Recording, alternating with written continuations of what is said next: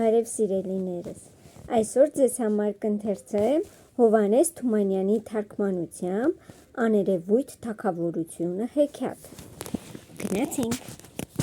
Գյուղից մի քիչ ծուռը Սարալանջին մի փոքրիկ տնակում իր ծեր հոր հետ ապրում էր ջահել Իերգը։ Ունեցած հողերն ուղիղ այնքան էր, ինչքան որ հարկավոր էր անկարոտ ապրելու համար։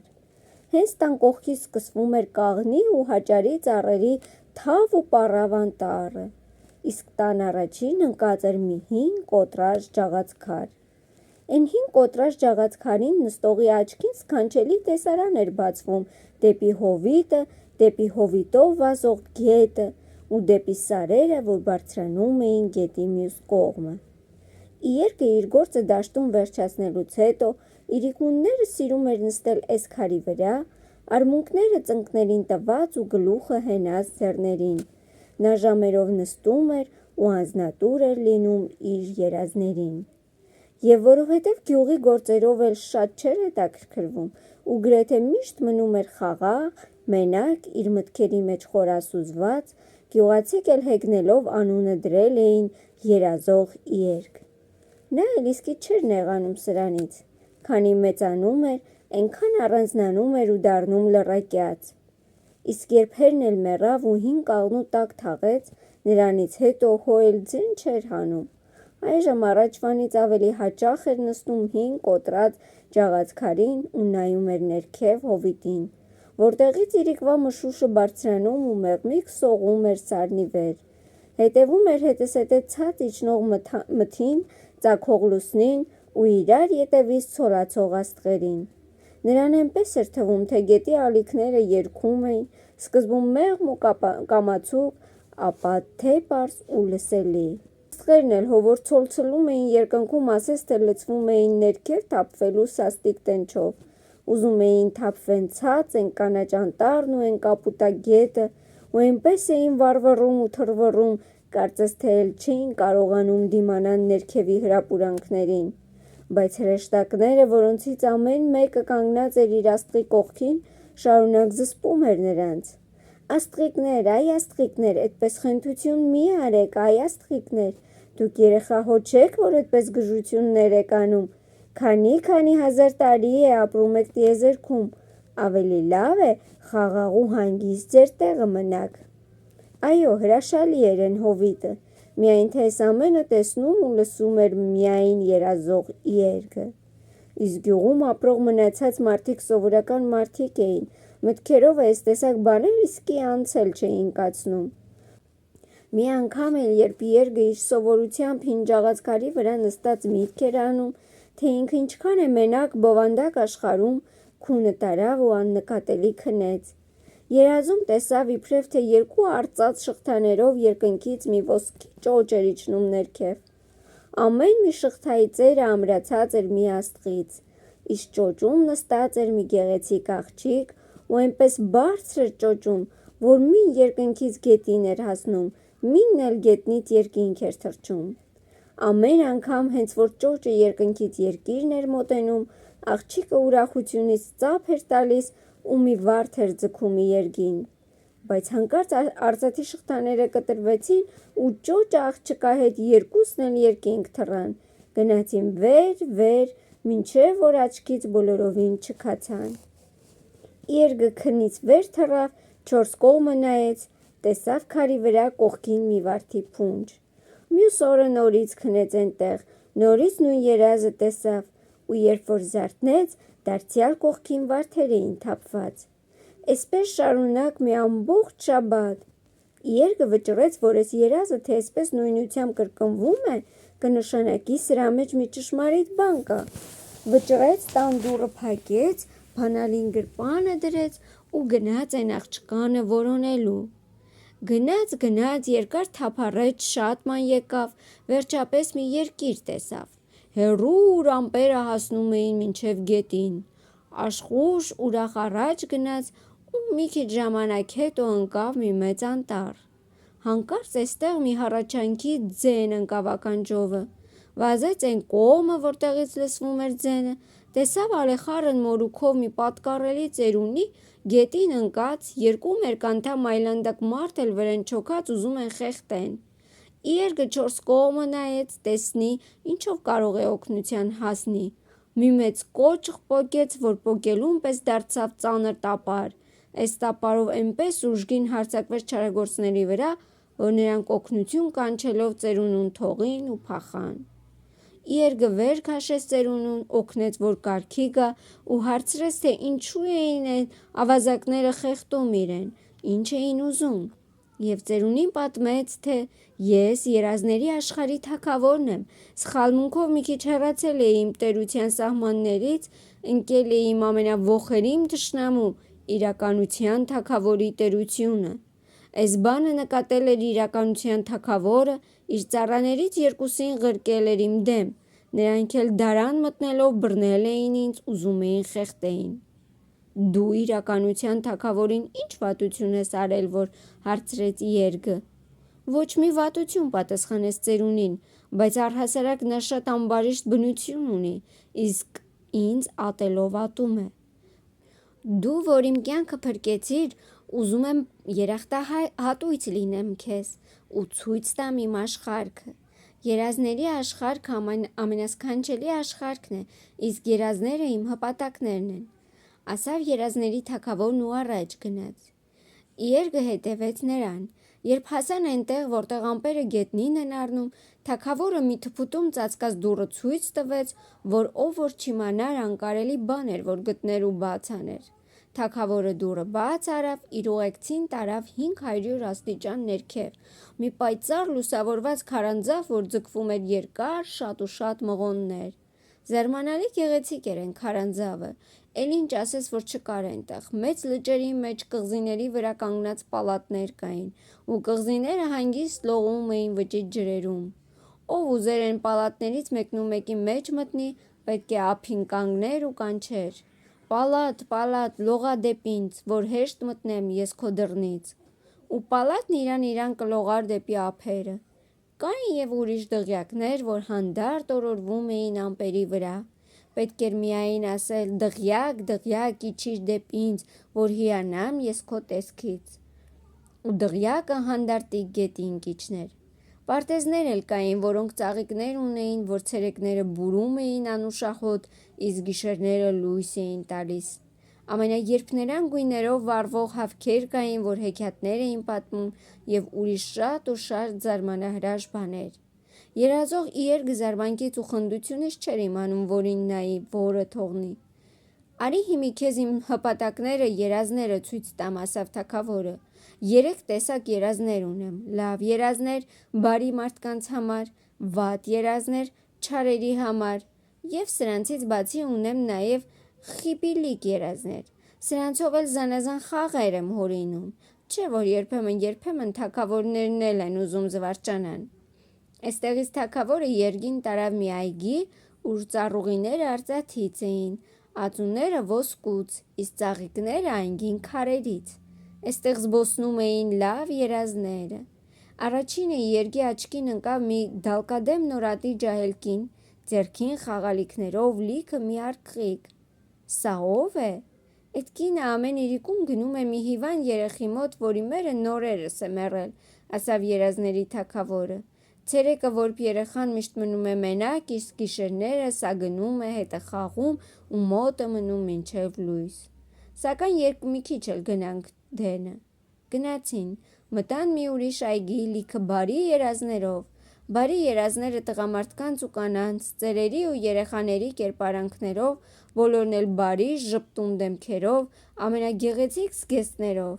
Շատերը ձեռներին բռնած ունեին ամեն տեսակ լավ բաներ, ինչ որ միայն կարող է ուզել մարդու սիրտը։ Բայց Իերգը հանկարծ կանգ առավ ու այնպես բարձր ճչաց, որ բոլոր երազները ետ դառան դեպի նրան։ Ինչ պատահեց, հարցրեց թագավորը։ Ահա այստեղ է իմ ծանոթ աղջիկը, որ ինձ երևում էր այնքան հաճախակի ու վարդեր էր բերում ինձ համար։ Իհարկե, այստեղ է, պատասխանեց թագավորը, հենց նա ինքն է, որ կա։ Ճշմարիտ է, չէ՞ որ քեզ լավ երազ էի ղրկում, գրեթե ամենալավ երազը։ Ու Իերգը վազեց դեպի իր ծանոթ աղջիկը, որ ինչպես միշտ իր ոսկե ճոճում նստած ճոճվում էր։ Նա էլ հենց սրան տեսավ, թե չէ, ներքև թռավ ու վազեց գիրկն ընկավ։ Իրար ձեռից բռնած նստեցին մոտակա ոսկի աթոռին ու հրճվանքով անվերջ կրկնում էին, թե ինչ լավ եղավ, որ նորից իրար պատահեցին։ Կրկնում էին ու կրկնում և կարծես միշտ նոր էին ասում։ Դե երեխեք, հերիք է, քո տունը հեռու է, Իերկ, երբ պետք է հասնես։ Այստեղ քեզ չեմ կարող թողնել, մենք քեզ համար տեղաշորչ չունենք։ Դու գիտես, որ երազները չեն քնում, այլ գիշերները գնում են վերև մարդկանց մոտ։ Դու էլ, աղջիկս, պատրաստվիր, ժամանակն է, որ ճանապարհ ընկնես։ Ոտից գլուխ հագիր քո վարդագույն զգեստներդ և եկ ես քեզ կասեմ, թե ում ես երևալու ես գիշեր ու ինչ ես անելու։ Երազող Իերգը էս որ լսեց, այնպես մի տրամադրություն եկավ վրան, որ բնավ չէր ունեցած։ Վեր կացավ ու հաստատուն ձենով էսպես կանչեց. Հայր արքա ասավ, ես էլ չեմ բաժանվելու իմ երազից, իմ թագուհուց, կամ ինձ պետք է թողնեք, որ մնամ այստեղ, կամ սրան պետք է թողնեք, որ մեր աշխարհքը գա ինձ հետ։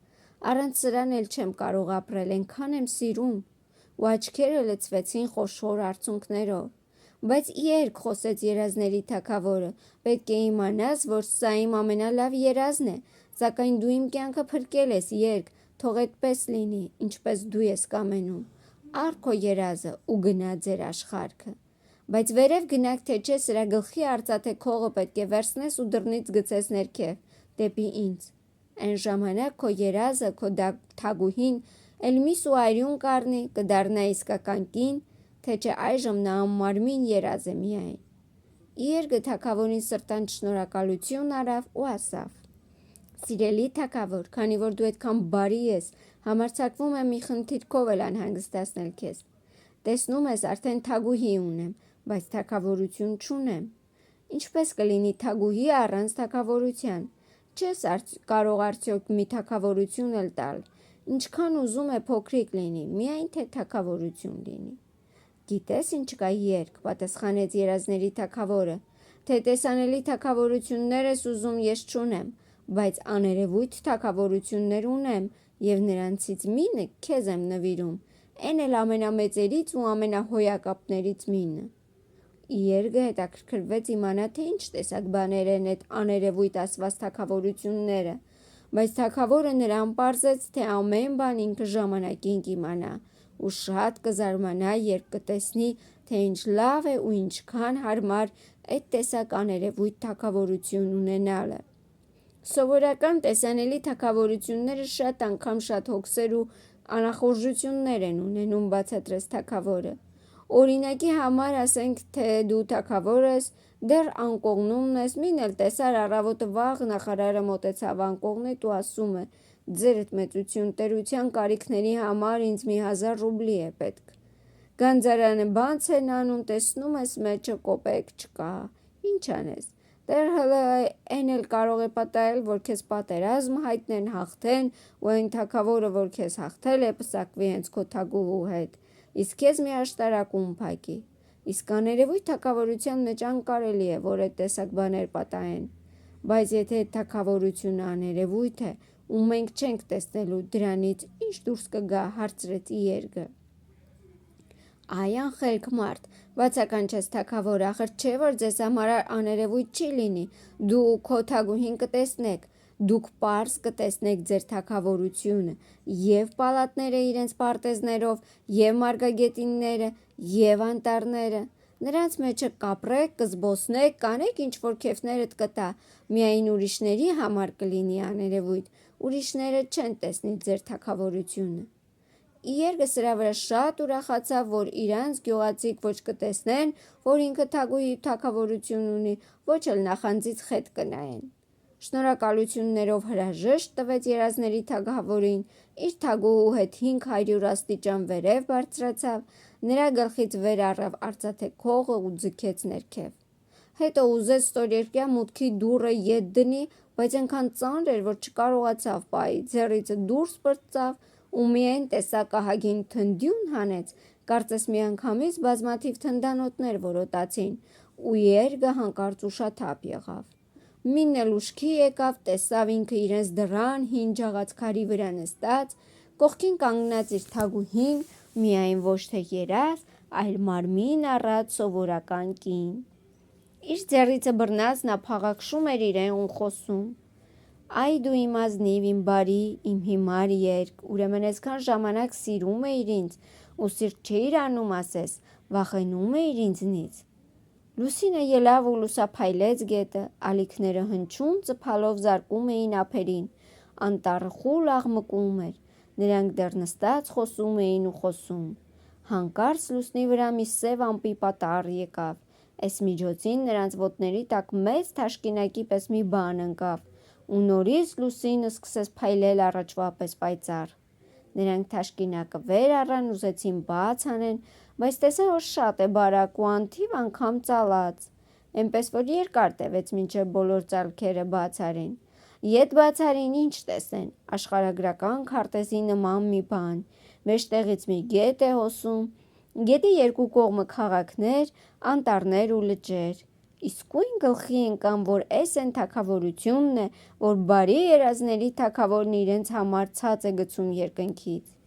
Եվ երբ ետ նայեցին իրենց փոքրիկ տնակին, տեսան դարձել է հոյակապ պալատ, բյուրեղի աստիճաններով, մարմարե թավշածածկ պատերով ու բարձր աշտարակներով,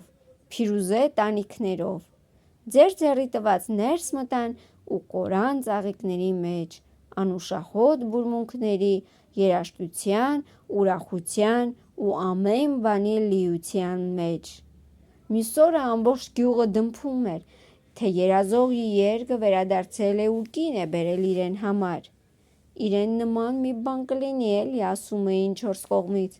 Այսօր առավոտ անտառ էի գնում, տեսա շենքումը կանգնած էր, մեջ մտավ մի գյուղացի, բանի նման չի, կա, էլի մի լղար պուճուր աղջիկ ա, հագինն ու վրինն էլ հո այնպես։ Բա ինչ էր լինելու, սա բան չունի, նա էլ սրա նման նկատեց մի ուրիշը։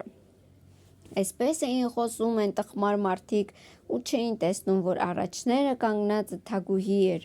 ոչ էլ էն էին նկատում, որ նրանց տնակը շքեղ պալատ է դարձել։ Եվ ինչպես պետք է տեսնեին, երգի համար ամպերից ընկած թագավորությունը աներևույթ թագավորություն էր։ Ինքը երկն էլ շատ էր հոգում, թե ինչ են մտածում իր մասին կարճամիտ ու տխմար մարդիկ, ու իրեն համար ապրում էր իր թագավորության մեջ, իր թագուհու հետ ուրախ ու բախտավոր։ Ահա եւ վերջ, սիրելիներս, այսպիսի աներևույթ թագավորության գեղեցիկ մի հեքիաթ ձեզ համար, կհանդիպենք հաջորդ հետաքրքիր երազող հեքիաթների ժամանակ։ Ցտեսություն։